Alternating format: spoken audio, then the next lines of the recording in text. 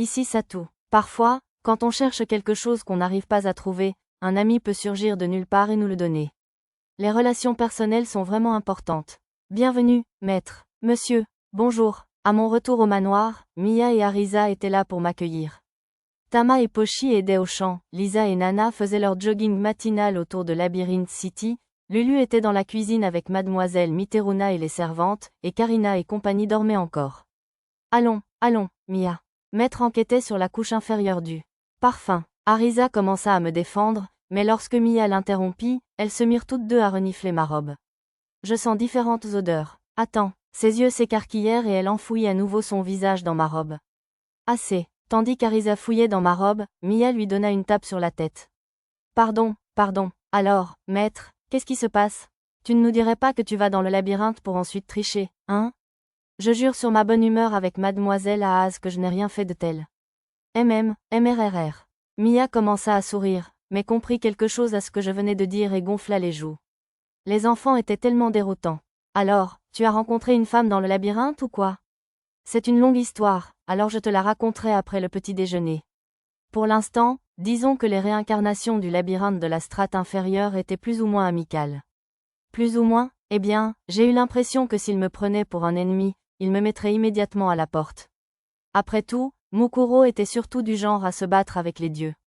Toc toc, maître. Après le petit déjeuner, j'ai appelé Arisa seule dans le bureau. Et les autres? Eh bien, il y a un sujet précis dont je dois te parler. S'agit-il des compétences uniques? J'ai hoché la tête. Ça pourrait prendre un certain temps, mais je vais te dire tout ce que j'ai appris. Les réincarnations comme Arisa recevaient des droits divins sous la forme de fragments divins des dieux, leur permettant d'utiliser des compétences uniques. Ces fragments divins étaient contenus dans le réceptacle de l'âme, mais si l'on utilisait les compétences uniques au-delà de leurs limites, le réceptacle pouvait être endommagé. S'il se brisait au-delà de toute réparation automatique, la réincarnation se transformait en seigneur démon. Et si l'on tentait de retirer les fragments divins, l'âme serait déchirée et entraînerait la mort, voire la destruction totale de l'esprit. Ensuite, j'ai abordé quelques points importants. Premièrement, il n'y avait généralement aucun danger tant que l'on respectait les limites des compétences uniques, dont le nombre d'utilisations était limité. Deuxièmement, si l'on était dans un état mental ou physique précaire, le danger d'utiliser des compétences uniques augmentait. Troisièmement, les compétences uniques à effet unique ou à dépassement de limites, comme le surboost d'Arisa, étaient extrêmement dangereuses. Mal utilisées, elles pouvaient même détruire le réceptacle d'âme d'un seul coup et transformer l'hôte en seigneur démon. Arisa écouta attentivement, puis esquissa un sourire. D'accord, je comprends. En fait, avant ma renaissance, un dieu m'a averti de ne pas trop les utiliser. Vraiment? Ils t'ont vraiment prévenu? Ah oui. Et ils m'ont même donné une bénédiction dans l'espoir que je mène une vie heureuse et épanouissante. J'avais soupçonné qu'un dieu maléfique avait réincarné Arisa, mais peut-être me trompais-je? Ou peut-être, le dieu maléfique était-il décrit dans les légendes comme un méchant irréfléchi qui créait des démons et des monstres et s'opposait aux autres races, mais ces histoires étaient peut-être déformées par les autres dieux. Par exemple, il se pourrait que ce soit autre chose qui ait créé les démons et les monstres, ou alors ils aient joué un rôle plus important que nous ne le pensions. Et, maître? Ah, désolé, je me suis perdu dans des pensées futiles. Je n'avais pas assez d'informations sur tout ça, alors j'ai décidé de mettre ça de côté. Genre quoi? Genre, à quoi servent les démons et les monstres? Des trucs comme ça. C'est plutôt intéressant. Dis donc, puisqu'on va bientôt à la capitale royale, on pourrait peut-être essayer de questionner des érudits royaux ou de faire des recherches dans la bibliothèque du château royal. Notre seule occupation là-bas était la réunion du royaume, plus les ventes aux enchères et la visite de la capitale, mais ce serait sans doute encore plus amusant si on y ajoutait quelques recherches universitaires.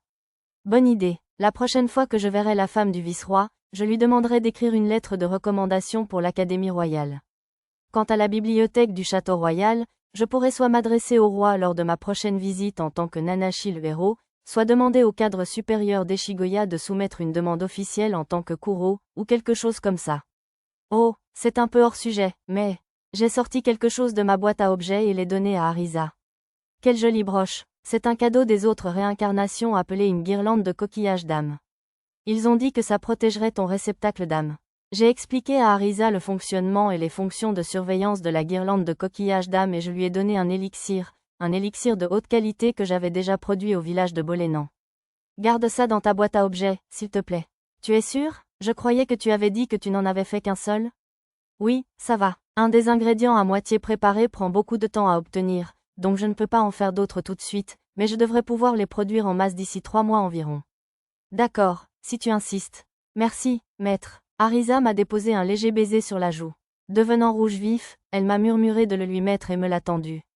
Je l'ai fixé sur sa poitrine. Ça a l'air génial? Super, ai-je confirmé. Je vais montrer aux autres. Elle s'est précipitée hors de la pièce. Comme elle avait laissé la porte grande ouverte, je l'entendais se vanter auprès de tout le monde dans le salon. Je suppose que je vais faire d'autres broches ce soir, hein? Jeune maître, vous avez une invitée. Peu après le départ d'Arisa pour montrer à tout le monde la guirlande de coquillages d'âme, la servante en chef, mademoiselle Miteruna, est entrée dans mon bureau. D'après mon radar, l'invitée semblait être Zena.